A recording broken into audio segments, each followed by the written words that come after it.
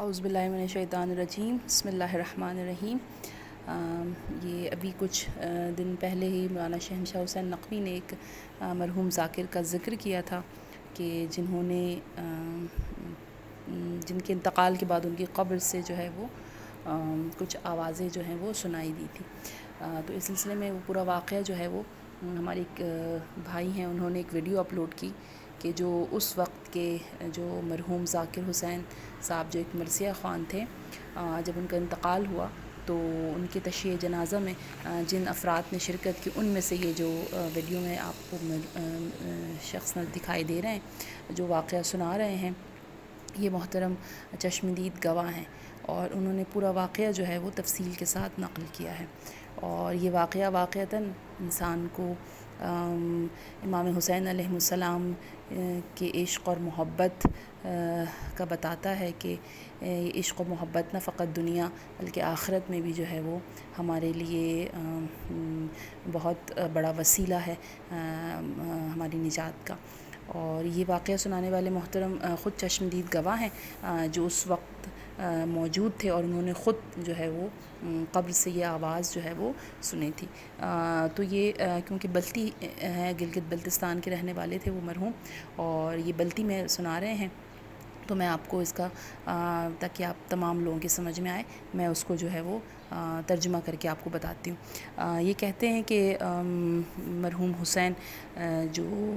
ذاکر بھی تھے اور مرثیہ خوان نوحہ خوان تھے، بہت زیادہ صوم و صلات کے پابند تھے، اور مالی حالات بھی ان کے کچھ خاص اچھے نہیں تھے، یعنی غریب شخص تھے، مگر جہاں مجلس ہو، جہاں پر بھی مجلس امام حسین علیہ السلام یا فرش عزا بچھائی جاتی تھی تو یہ نوحہ اور مرثیہ پڑھنے کی ذمہ داری جو ہے وہ مرحوم ذاکر حسین صاحب کی ہوتی تھی۔ اور یہ کہتے ہیں کہ ان کے مرثیے کے بغیر مجلس شروع بھی نہیں کی جاتی تھی، یہاں تک کہ اگر کوئی مرثیہ پڑھ بھی لے تو پھر بھی ان سے جو ہے وہ مرثیہ پڑھوایا جاتا تھا، یعنی مجلس شروع ہی جو ہے وہ ان کے مرحوم ذاکر حسین صاحب کے مرثیے سے کی جاتی تھی، اور آخر عمر تک مرحوم جو ہیں وہ مرثیہ اور نوحہ پڑھتے رہے۔ جب ان کا انتقال ہوا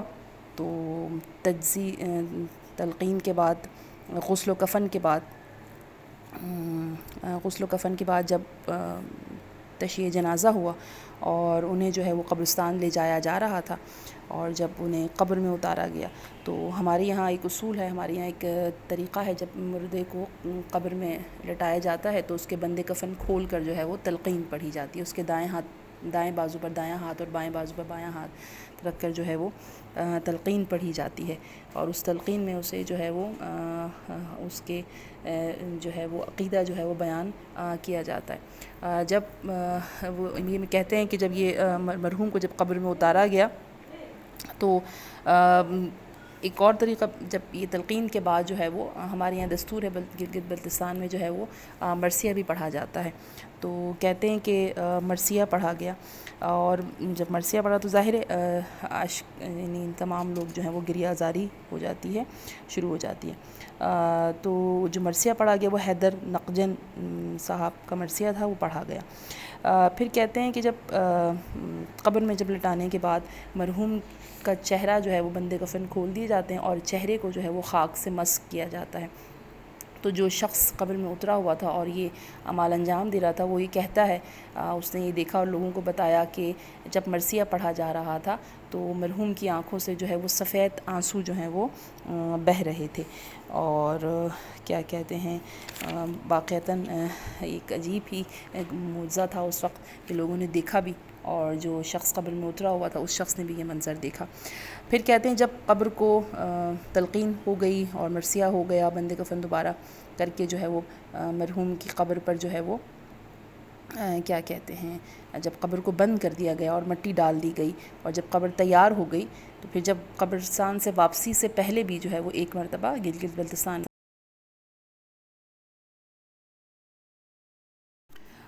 تو جب قبر کو بند کر دیا گیا اور جب واپسی سے پہلے جو ہے وہ جب مرثیہ دوبارہ پڑھا گیا تو کہتے ہیں تمام جب مرثیہ خوان جو ہیں اس وقت جو وہاں پر موجود تھا، جب وہ مرثیہ پڑھنے لگا تو وہ مرثیہ خوان جو ہے وہ مصرع جو ہے وہ بھول گیا، تو اچانک خاموشی چھا گئی. ظاہر ہے سب لوگ بڑے غور سے اور ادب کے ساتھ مرثیہ سن رہے ہوتے ہیں. تو کہتے ہیں کہ اچانک ایک دم سے خاموشی چھا گئی.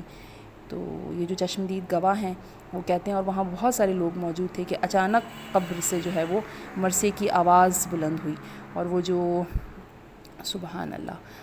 اللہ کہتے ہیں، وہ جو مرثیہ خان جو مصرع بھول گیا تھا، وہ جو قبر میں موجود لیٹا ہوا مرحوم ذاکر حسین، جس کی قبر تک بند کر دی گئی تھی، اس کی آواز آئی اور اس نے وہ مصرع جو ہے وہ پڑھنا شروع کیا.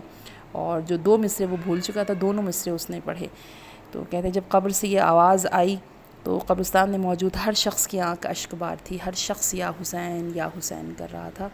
پروردگار عالم ہمیں